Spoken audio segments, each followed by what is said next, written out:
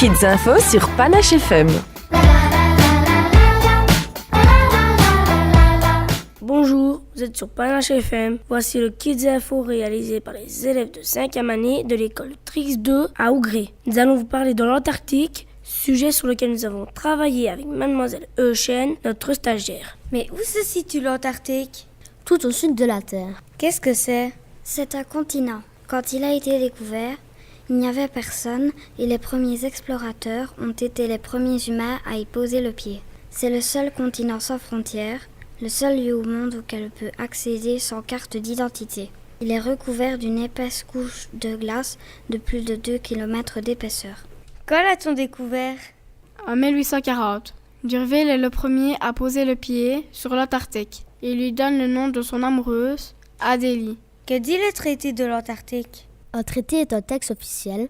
Celui de l'Antarctique a été écrit en 1959 et dit que ce continent n'appartient à personne ni à aucun pays. Il précise que c'est une réserve naturelle, c'est un lieu qui est préservé et consacré à la science et à la paix. La nature doit y être protégée. Y a-t-il des gens qui vivent là-bas ? Les seuls humains présents en Antarctique font partie des missions scientifiques. Il y a 69 bases de recherche sur le continent dont la plus importante est la station Princesse Elisabeth. Quand a-t-elle été créée ?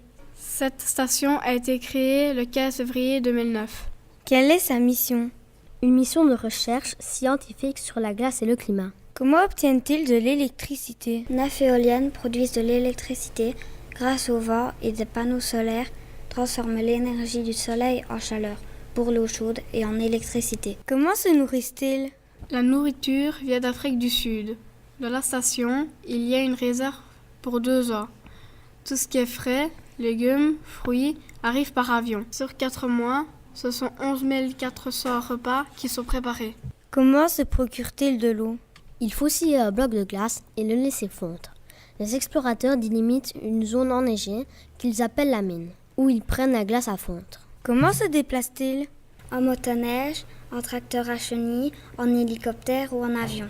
Quel est le climat à cet endroit ? Il y fait très froid.